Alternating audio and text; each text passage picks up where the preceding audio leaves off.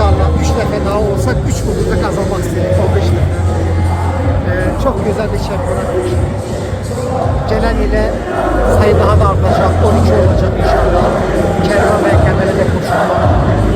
İlden ile bence futbol keyiflerimizde güzel bir yüksek. Muhteşem bir akşam idi.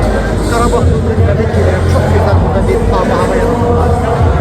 Nazirliğimizde, İlhanlarımızda çok güzel bize bu ledleri verdiler sağ olsunlar.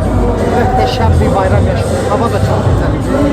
Bence Karabağ severleri sevindirdi. Azerbaycan'ı sevindirdi. Ve inşallah artık Avrupa'da yolumuza devam edeceğiz.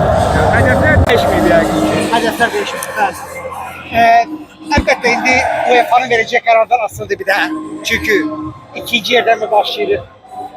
Onun neticesi de bizi tayin edecek ama hesap ederim ki oraya gelmenin özü de Karabağ'ın artık futbol seviyesini gösterir.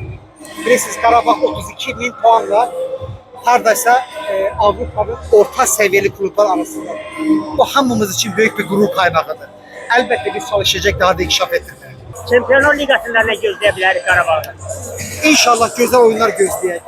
Kısmetimiz nedir? Ama esas odur ki Karabağ Azerbaycan'a gurur veren, muhteşem neticeler getiren bir komando olsun. Arzumuz olsun.